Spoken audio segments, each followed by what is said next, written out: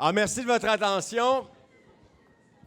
Alors, si vous nous visitez ce matin pour une première fois, je m'appelle Ghislain Normand. Ça nous fait plaisir de vous accueillir. Et pour vous mettre un peu dans le contexte de ce que vous allez entendre ce matin, nous avons commencé, il y a de cela 3 semaines, une série d'enseignements sur une lettre qu'on retrouve dans le Nouveau Testament. Une lettre qui a été écrite par un homme dont la vie a été transformée par sa rencontre avec Jésus. Et c'est une lettre qui est à la fois profonde, mystérieuse par moments et très inspirante.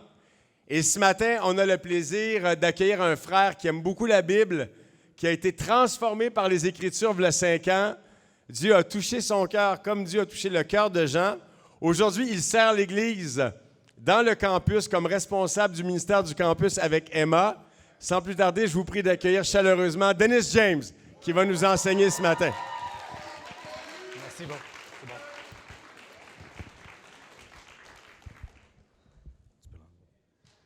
Bonjour tout le monde. Ça marche? J'espère que vous allez bien. Merci Ghislain pour cette intro. Merci de m'accueillir chaleureusement. Ce que vous voyez derrière vous, c'est une photo de la retraite qui avait eu lieu la fin de semaine dernière. Pour ceux qui le savent, le campus, on était parti pour une retraite de 3 jours, donc de vendredi à dimanche, pour une retraite spirituelle où on a abordé le thème qui était « Maintenant ou jamais ». Maintenant ou jamais quoi? Mais c'est maintenant ou jamais le temps de sauver des âmes.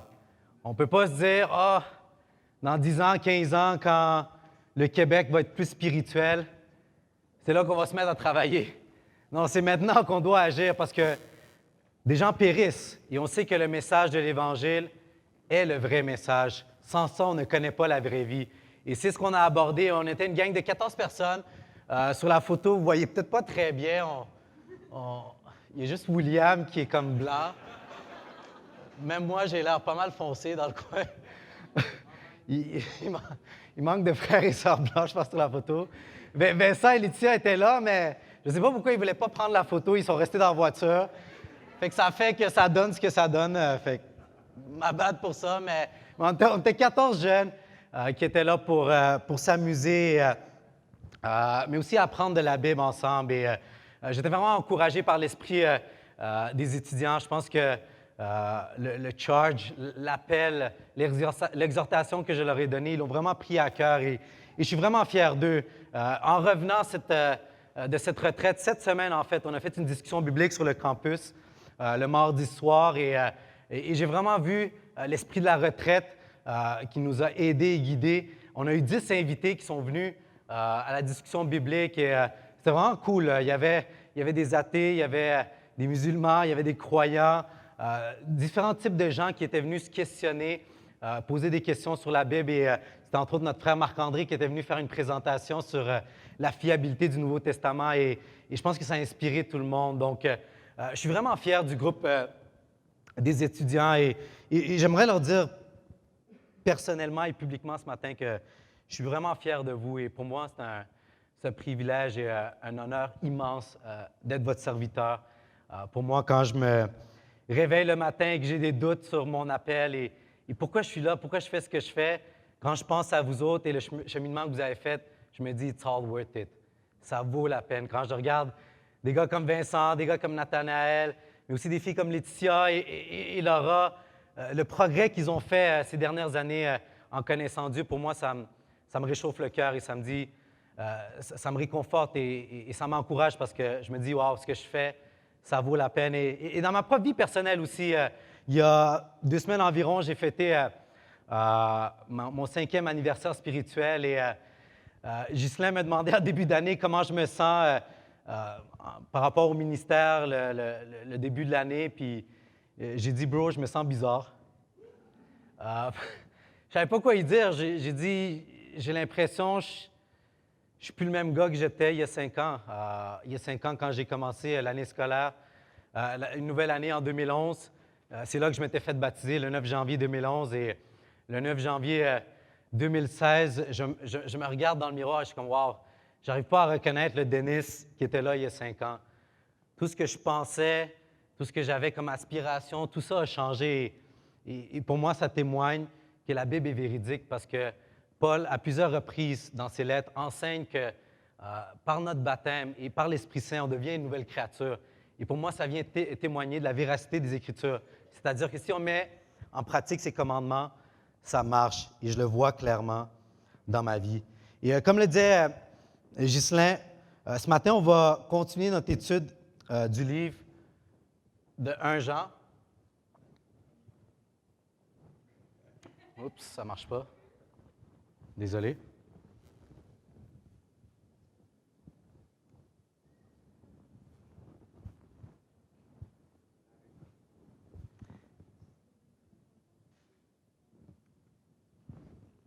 OK.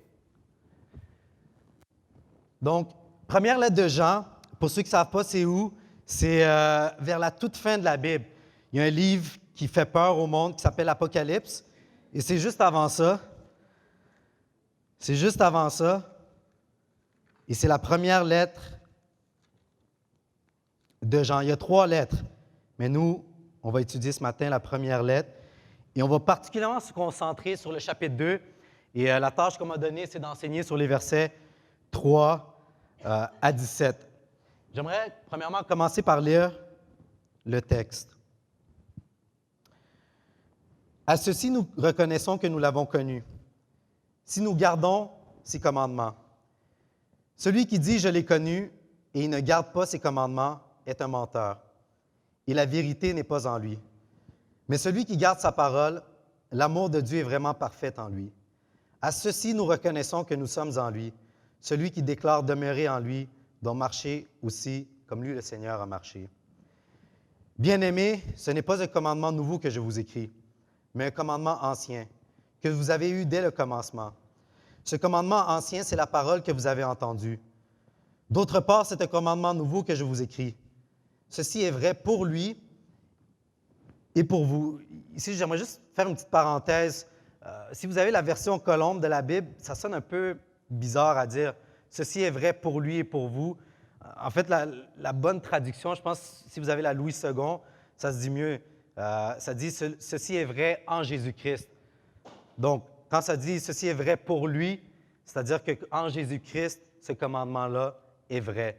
Mais il est vrai aussi pour nous si on le met en pratique. Donc, fin de parenthèse. « Car les ténèbres passent et la lumière véritable brille déjà. Celui qui prétend être dans la lumière tout en haïssant son frère est encore dans les ténèbres. Celui qui aime son frère demeure dans la lumière et ne risque pas de tomber. Mais celui qui a de la haine pour son frère est dans les ténèbres. Il marche dans les ténèbres et ne sait où il va, parce que les ténèbres ont rendu ses yeux aveugles. » Verset 12. « Je vous écris, petits enfants, parce que vos péchés vous sont pardonnés, à cause de son nom. Je vous écris, Père, parce que vous avez connu celui qui est de le commencement. Je vous écris, jeunes gens, parce que vous avez vaincu le malin. Je vous écris, jeunes enfants, parce que vous avez connu le Père. Je vous écris, Père, parce que vous avez connu celui qui est dès le commencement. Je vous écris, jeunes gens, parce que vous êtes forts, que la parole de Dieu demeure en vous et que vous avez vaincu le malin. » Verset 15. « N'aimez pas le monde, ni ce qui est dans le monde. Si quelqu'un aime le monde, l'amour du Père n'est pas en lui. Car tout ce qui est dans le monde, la convoitise de la chair, la convoitise des yeux et l'orgueil de la vie ne vient pas du Père, mais vient du monde. » Et finalement, verset 17. « Et le monde passe, et sa convoitise aussi. Mais celui qui fait la volonté de Dieu demeure éternellement. »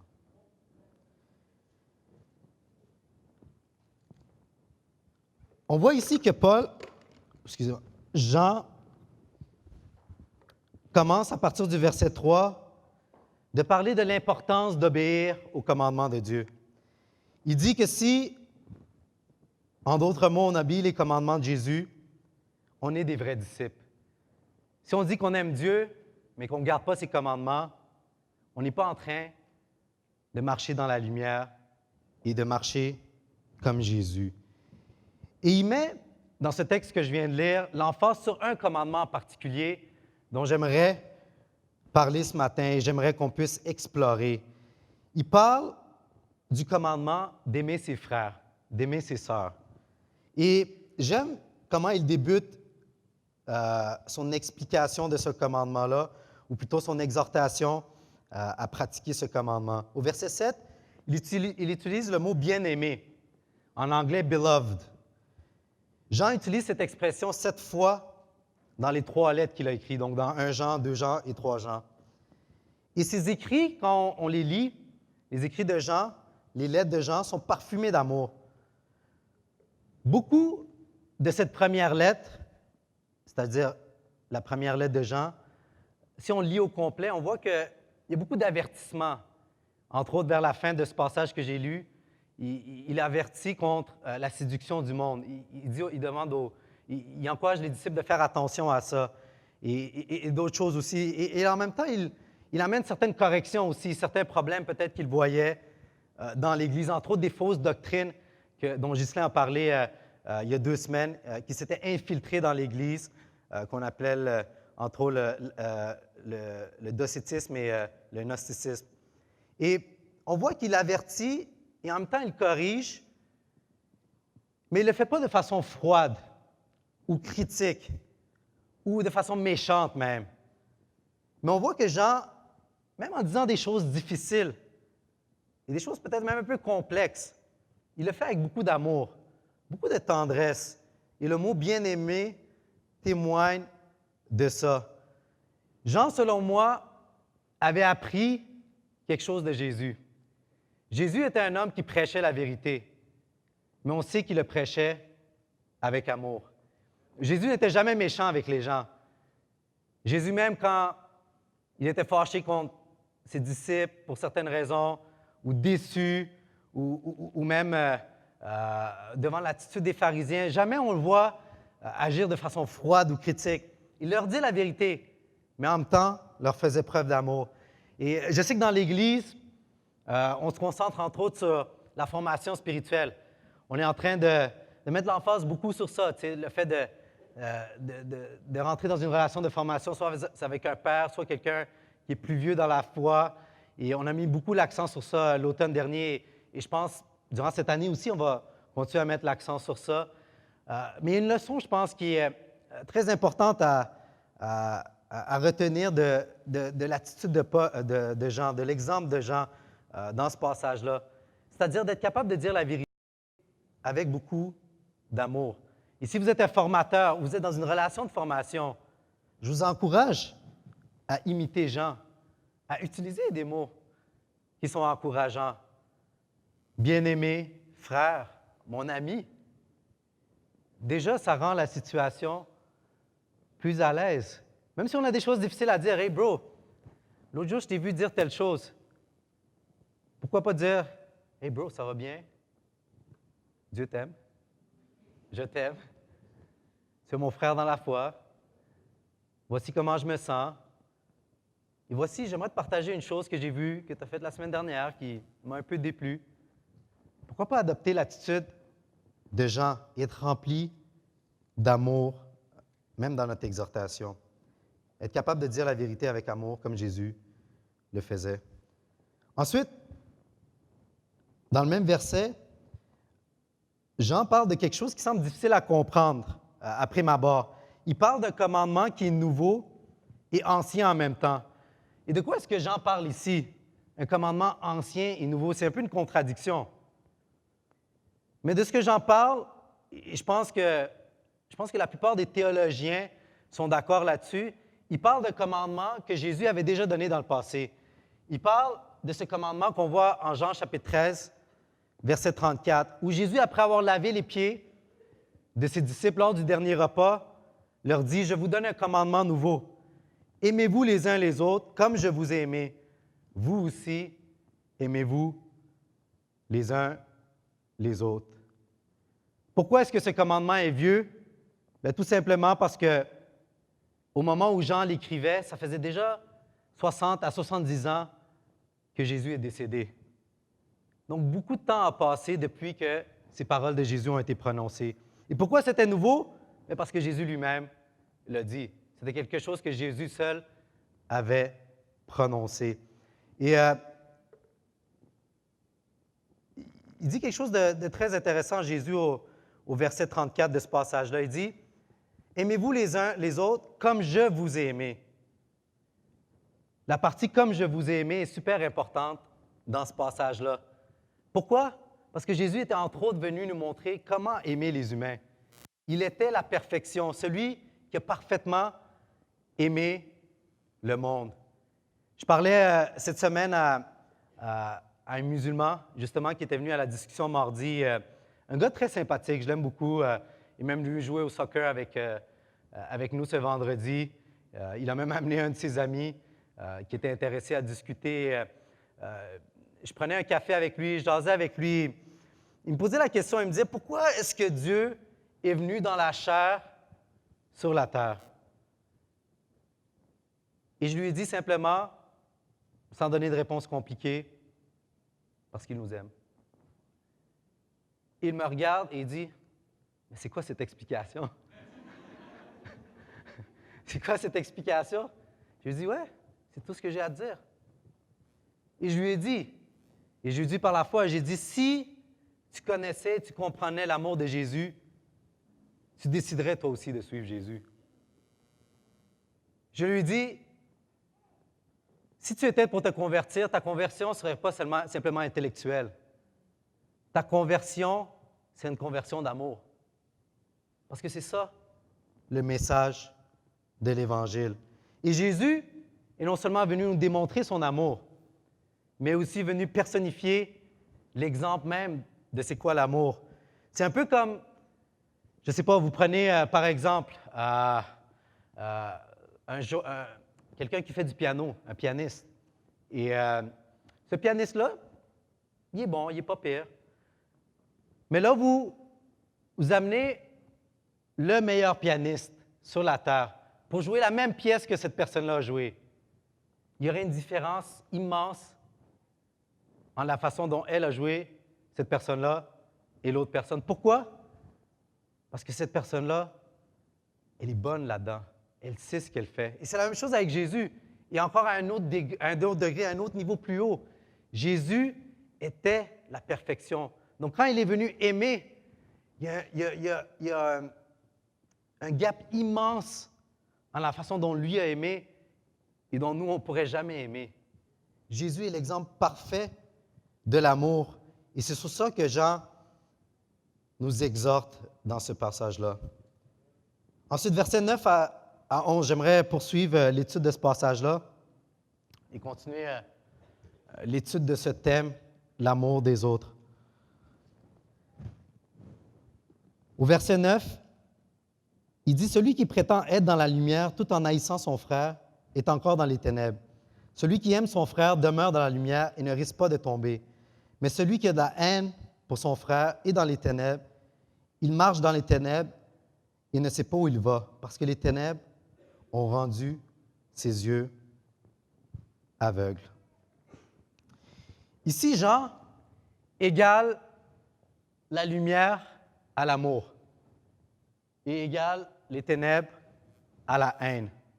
Et la première chose qui nous frappe quand on lit ces deux versets, ces trois versets plutôt, c'est que dans ce texte-là, il n'y a pas de zone grise. On voit que pour Jean, les relations sont soit dans le noir ou le blanc. En ce qui a trait nos frères et sœurs, c'est soit l'amour ou la haine. Il n'y a pas de zone neutre. Il n'y a pas de zone grise dans les relations personnelles. En d'autres mots, il n'y a pas de place pour l'indifférence. Et Jean était correct en dépeignant une distinction claire entre la lumière et les ténèbres, c'est-à-dire l'amour et la haine. On ne peut pas négliger notre frère, selon Jean. La question, c'est comment est-ce qu'on voit notre frère? Et il y a deux manières dont on peut voir notre frère ou notre sœur dans la foi. On peut le voir comme quelque chose de négligeable, en faisant des plans pour nous-mêmes, pour notre vie, sans même prendre compte de lui dans nos plans.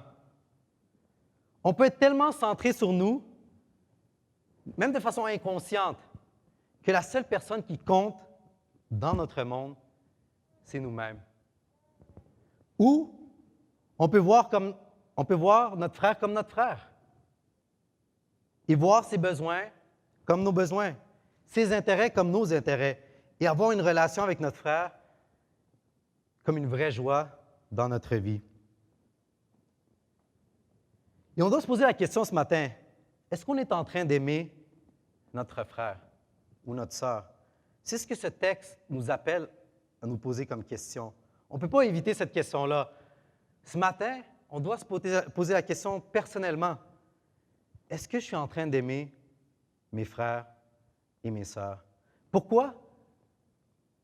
Mais parce que le verset 10 nous prévient d'un danger si on ne fait pas ça. Selon le verset 10, celui qui prétend être dans la lumière tout en haïssant son frère, et comme dans les ténèbres, excusez-moi, verset 9 et 10, celui qui aime son frère demeure dans la lumière et ne risque pas de tomber. Cette partie-là ne risque pas de tomber, super importante. Pourquoi? Parce que si on n'est pas en train d'aimer nos frères et sœurs, on risque de tomber dans le péché. Ou peut-être on est déjà tombé dans le péché, ou on est déjà dans les ténèbres. Et c'est un commandement extrêmement dur à appliquer. Je ne sais pas si vous êtes d'accord avec moi. Aimer les autres, ce n'est pas facile. Personne n'a dit que c'était facile. Et surtout pour un gars comme moi. Je suis un gars de nature très égoïste. Je suis un gars indépendant. J'ai souvent tendance à penser à moi avant les autres, pour être honnête. Et j'ai vu ça à plusieurs reprises dans ma vie chrétienne. Surtout dans ma relation avec mes colocs, depuis que j'ai commencé à habiter avec des chrétiens. J'ai eu le privilège d'habiter entre autres avec Yannel, avec Wilton, avec Caleb, avec Charles et récemment Nicolas. Et ça m'a beaucoup aidé d'habiter avec des chrétiens. J'ai beaucoup appris depuis que j'habite avec des chrétiens. Entre autres, j'ai appris à prendre soin de moi. J'ai appris à cuisiner. Croyez-le ou non, j'ai appris à faire des œufs. Je suis extrêmement vulnérable en ce moment. Mais je me rappelle la première semaine. Quoi? Berthaud, oui. La première semaine que je suis rentré en maisonnée, je voyais Charles puis Wilton qui cuisinaient, qui faisaient leur bouffe, puis je les regarde, puis je suis comme « Oh, nice! » Puis là, je suis allé à l'épicerie Métro qui était juste à côté. J'allais prendre du craft dinner, puis j'ai fait ça parce que je ne savais pas quoi manger. Et après ça, je suis allé sur YouTube, j'ai appris à faire des œufs. Je suis allé voir, entre autres, Gordon Ramsay, pour ceux qui le connaissent. Broiled eggs. Puis j'ai appris à faire ça. La vie de mes années m'a vraiment transformé. Entre autres pour ça, pour d'autres choses aussi, mais surtout pour l'amour. Surtout pour l'amour. J'ai vu ma tendance naturelle, depuis que j'ai commencé à habiter avec des chrétiens, à penser à moi avant les autres, à penser à moi avant mes frères. Et je vois la séparation que ça crée entre moi et eux. Quand je m'efforce à les aimer, je vois mon amour augmenter. Je vois même la lumière dans ma propre vie augmenter.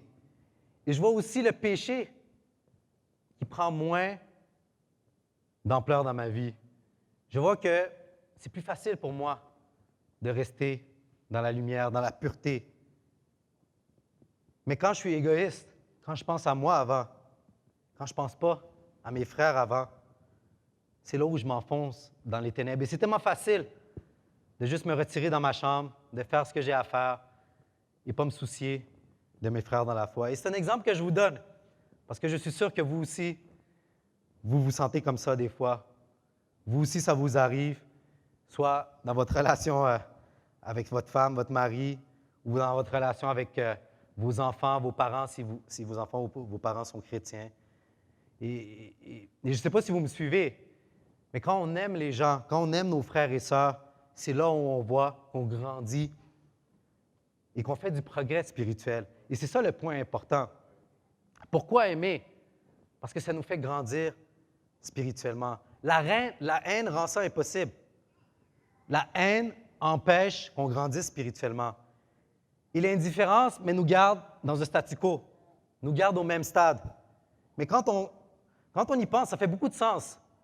Si Dieu est amour, et le nouveau commandement de Jésus, c'est d'aimer, c'est l'amour.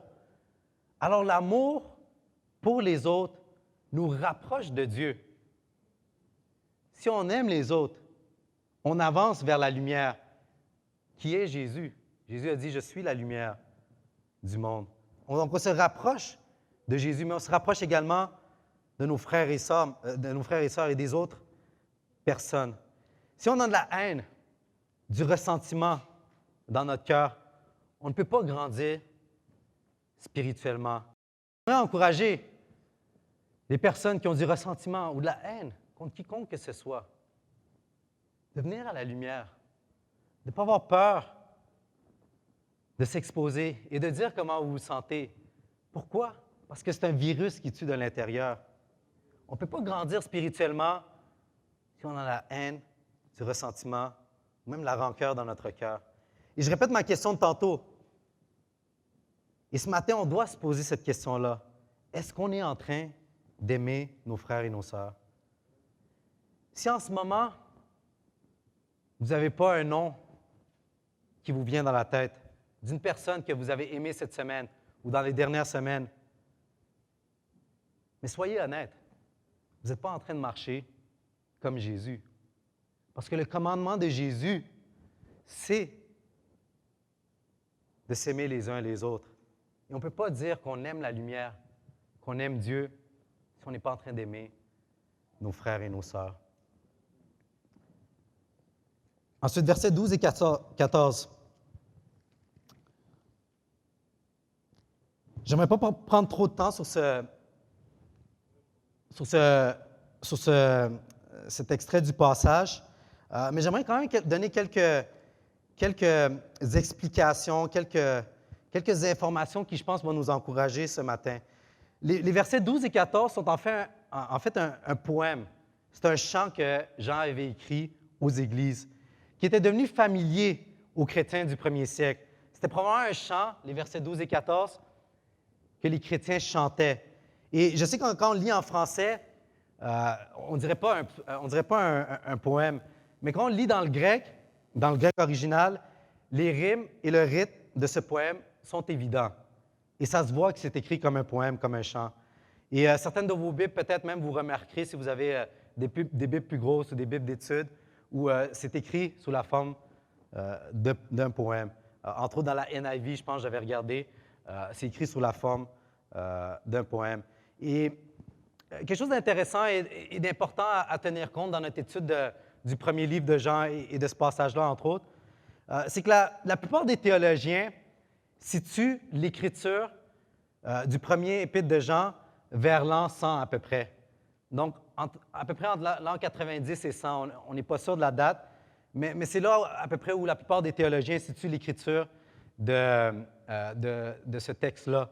Donc, Jean serait un vieil homme quand il a écrit cette lettre. En fait, Jean aurait probablement à peu près 100 ans, parce que Jean était né en l'an 6 après Jésus. Donc, il y aurait à peu près 100 ans ici, Jean, quand il a écrit la lettre. Donc, il est très, très vieux. Et cette lettre-là s'adresse à une deuxième génération de chrétiens. Il y a une première génération qui est venue de chrétiens et qui est morte. Et cette lettre-là s'adresse à une deuxième génération de chrétiens. Donc, dans le fond, les enfants des premiers disciples. Et évidemment, certains étaient probablement encore, de leurs parents étaient probablement encore en vie, mais on voit que l'audience à laquelle Jean s'adresse est une audience très jeune, évidemment comparée à lui. Et certains d'entre eux étaient probablement des gens que lui-même a baptisés, lui-même a convertis.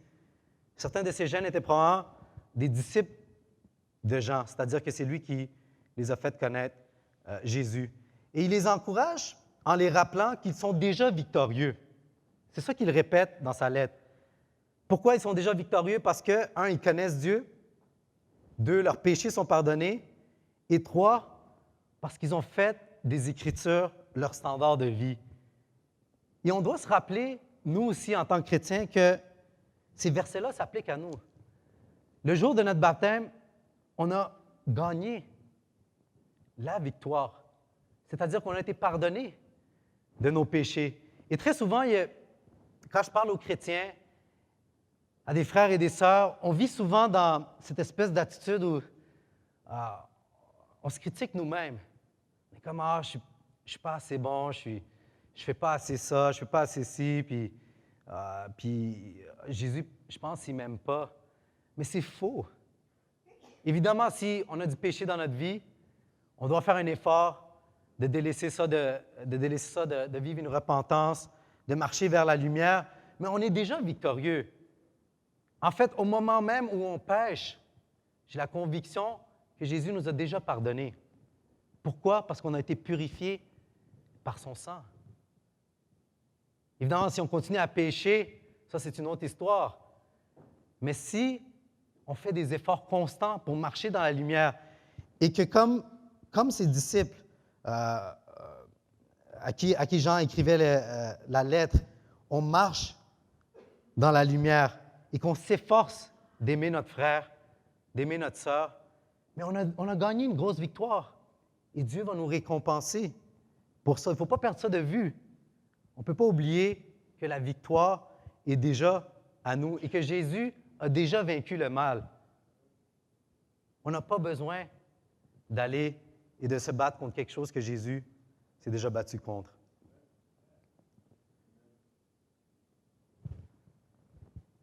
Avec le temps qui me reste ce matin, j'aimerais sauter maintenant au dernier verset de cette lettre-là, de ce passage-là plutôt, versets 15 à 17, que je trouve quand même assez important à expliquer. Pourquoi? Parce qu'il y a souvent une confusion, je vois, dans la tête des chrétiens par rapport à ce qui est écrit ici. Donc, versets 15 et 17. « N'aimez pas le monde, ni ce qui est dans le monde. Si quelqu'un aime le monde, l'amour du Père n'est pas en lui. Car tout ce qui est dans le monde, la convoitise de la chair, la convoitise des yeux et l'orgueil de la vie, ne vient pas du Père, mais vient du monde. Et le monde passe, et sa convoitise aussi, mais celui qui fait la volonté de Dieu demeure éternellement. » Ici, c'est super important de faire attention et en fait de comprendre de quoi j'en parle et de comprendre surtout la définition du mot « monde ». Parce que si on a une mauvaise compréhension du sens du mot « monde » dans ce passage-là, mais notre interprétation devient fausse. Le mot grec ici pour « monde », c'est le mot « cosmos », c'est le mot que Jean a utilisé. Et le mot « cosmos », en grec, et comme vous le savez si vous êtes un étudiant de la Bible, dans la Bible, un mot peut avoir plusieurs significations. Et en fait, je suis allé vérifier dans un dictionnaire et le mot « cosmos » avait, je pense, une douzaine de significations différentes dans la Bible. Ou dans la Bible, le mot « monde » est utilisé et veut dire différentes choses selon le contexte. Et dans ce contexte-là, Jean ne parle pas ici du cosmos dans son sens physique, mais plutôt dans son sens moral. Donc, quand Jean nous dit de ne pas aimer le monde, nous exhorte à ne pas aimer le monde, ce qu'il est en train de dire, c'est de ne pas aimer le monde qui est contre Dieu, c'est-à-dire tout ce qui s'oppose à Dieu, donc toute valeur, idée, façon de vivre qui n'est pas en accord avec sa volonté. Le contexte de ce passage-là aussi nous permet de comprendre beaucoup ce que Jean veut dire. Pourquoi Jean écrivait ces mots-là? Pourquoi il disait de ne pas aimer le monde? Mais le contexte, si on l'étudie comme il faut, nous permet de comprendre ça. Comme j'ai dit tantôt, cette lettre-là a probablement été écrite à peu près vers l'an 100, donc 60-70 ans après la mort de Jésus. Donc, quand Jean écrivait cette lettre, c'était dans un temps où la persécution n'était plus aussi présente dans l'Église. Si on compare les 3 lettres de Jean à ceux de Pierre qui ont été écrits avant, on voit que quand Pierre écrivait, il écrivait dans un contexte où les chrétiens étaient persécutés. On le voit, il dit gardez courage. Les problèmes que vous vivez, les souffrances que vous vivez sont momentanées. On voit à plusieurs reprises Pierre dire ça dans ses lettres, mais Jean ne dit pas ce genre de choses dans ses 3 lettres. Pourquoi? Parce que les chrétiens n'étaient plus aussi persécutés. Il restait encore de la persécution, certes, mais moins intense qu'à l'époque où Pierre ou les autres avant lui avaient écrit leurs lettres. Mais dans la lettre de Jean, ce qu'on voit, c'est que le défi est passé pour l'Église de la persécution à la séduction. C'est-à-dire que l'Église n'était plus en danger d'être persécutée, mais l'Église était en danger d'être séduite. D'être séduite par quoi? Le monde. Le monde qui est hostile à Dieu et à ses valeurs. Évidemment, Justin a déjà abordé les fausses doctrines à ce sujet. Je ne reviendrai pas là-dessus que que Jean confrontait. Mais la séduction du monde était vraiment quelque chose que les disciples qui ont lu cette lettre-là faisaient face à. C'est-à-dire qu'ils étaient attirés par le monde, étaient probablement même attirés par d'autres philosophies, autres que la philosophie de la Bible. Et pour moi, ce contexte-là est important. Pourquoi? Parce que le contexte de l'Église de Montréal est très similaire. On n'est pas dans un contexte de persécution. À Montréal, tu ne te feras pas persécuter parce que tu parles de Jésus. Le plus que tu vas avoir, c'est un finger ou un va-t'en. J'ai déjà eu un finger en passant. C'est la pire persécution que j'ai eue, honnêtement. On ne sera pas persécuté physiquement. En tout cas, je n'ai pas entendu de ça encore à Montréal. Mais la tentation de compromettre ses convictions est bel et bien présente à Montréal, surtout pour notre Église. Et ces versets-là sont particulièrement importants pour l'Église de Montréal. Le danger qui guette notre Église, c'est comme Jean le dit ici, c'est la convoitise de la chair, la convoitise des yeux et l'orgueil de la vie. Les frères et sœurs en Chine et en Inde, oui, peut-être luttent avec ces choses-là, mais luttent probablement beaucoup moins avec la séduction du monde que nous. On est parmi les plus riches de ce monde. Je ne sais pas si vous le réalisez. On a accès à des ressources que beaucoup de gens dans le monde n'ont pas accès à. En ce moment même, si vous êtes assis ici, vous êtes déjà, dans un sens, plus privilégié que beaucoup de gens dans le monde. Et c'est facile de ne pas être reconnaissant. C'est facile d'oublier ça.